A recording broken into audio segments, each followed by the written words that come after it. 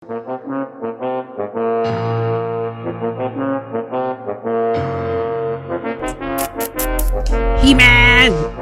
He-Man! Yes, Tila! Anong problema? Kailangan natin sugurin si Skeletor. Ha?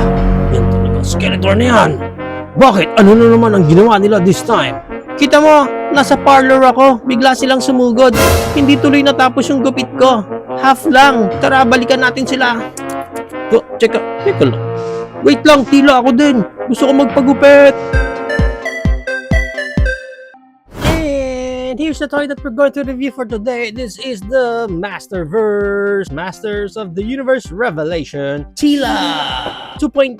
Kasi ito yung isa pang version niya from the Netflix series ng Masters of the Universe. So as you can see here, may window dyan na makikita na natin si Teela 2.0 sa loob. And at the back, may bio dyan si Teela and magandang artwork niya. And yung iba pang lineup na pwede natin makuha from this line. At the side, artwork ulit ni Teela. On the other side, Teela, Heroic Warrior Goddess.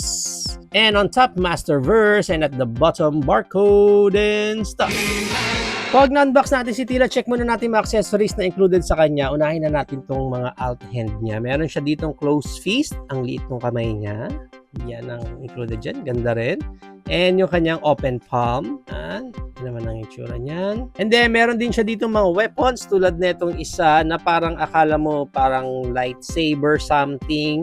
Kasi ito rin yung weapon niya na nag-extend yan para maging blade niya. Parang ito lumalabas yan, no? And then, ito yung parang pinakahawakan niya. Ganun kasi siya dun sa series nila. Ito naman yung blade niya, maayos din naman. Pagka-execute, yung pinaka-handle. Oh, diba? Para siyang lightsaber without the light. And of course, it's the same weapon din na pwede rin naman maging ganito. Yan. Yan yung pinaka-handle niya kanina. And then, para siyang magiging parang staff na may spear sa dulo. Yan, parang ganyan. May tsura niyan. So, moving right along, let's proceed na dito kay Teela 2.0. Check muna natin yung pinaka-details niya. Okay naman yung face niya. Oh. Maayos naman yung pagkaka-paint. Yan. Naka-undercut siya. Okay, yan ang pinaka-overall look ng hair niya. Maganda yung sa face eh. Maganda yung pagkaka-paint. And then yung armor niya. Yan. Yan.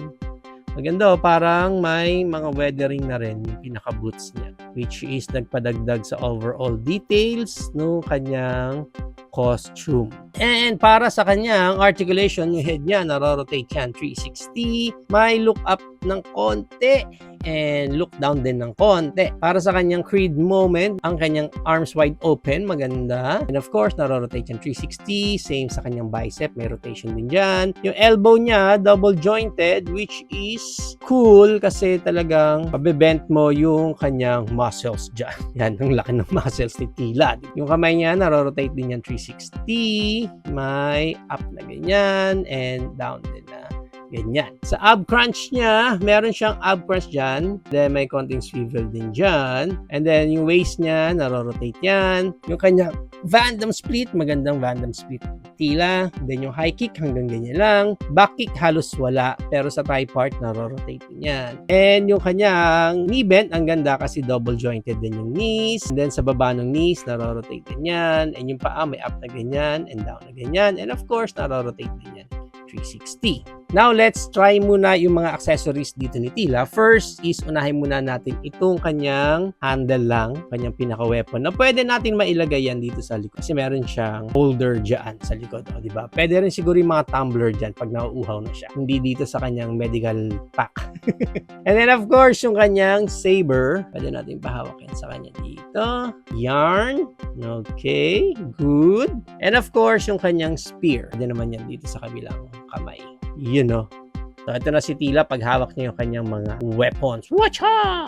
Sad to say, dito kay Teela, hindi siya tulad ng mga ibang male character natin or ibang characters from the Masters of the Universe na pwede natin sana matanggal yung mga armors niya. Hindi naman, not necessarily yung buong damit. Hello? Tulad nito, yung sa vest niya sa harap, sana pwede pa natin matanggal or pwede pa natin rin magamit sa iba or even itong accessories niya sa side. Kasi sa ibang figures natin, especially kay Man at Arms, pwedeng matanggal yung mga yan eh. Pero dito kay Teela, sad to say, wala na tayong pwedeng i-play around na mga accessories pa sa kanya.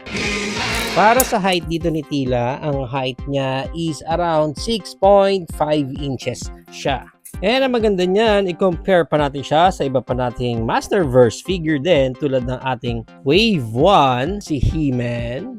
Laki din ng difference. And we also have here from Wave 1 na si Skeletor. Yung kasama ni Tila sa Wave 2 na si Man-at-Arms. Same din sa Wave 2 na si Beastman. Same sa Wave 2 na si Faker. And same sa Wave 2 Masterverse na si Savage He-Man. So, yan ang ating height comparison. If you are planning to avail this Masterverse Wave 2 Tila version 2.0, ang price range niya, SRP is 1,800.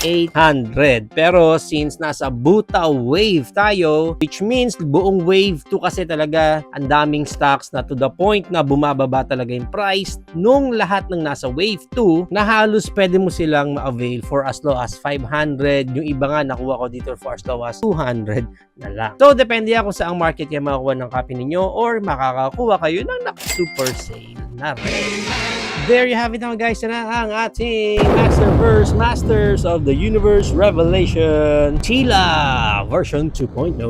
What do you think of this, Tila? Is it a go for you or no for you? Whatever thoughts, please comment it down below. Ako, hindi ko talaga trip yung character netong Tila na to doon sa buong series. It's like parang kinainisan ko lang siya doon. I don't like yung pagkaka-portray sa kanya doon ni Tila, especially yung ganitong klaseng look pa niya. But in terms naman, pagdating sa figure natin, maayos naman and maganda ang pagkaka-execute nila. Good thing nga, nilagyan pa siya dito ng lagayan ng weapon that adds up ng playability para sa figure natin. Sad to say, wala na nga ring ibang accessories na pwede pa sana nating ma-play around sa kanya. But overall, again, maganda ang execution para sa ating Tila.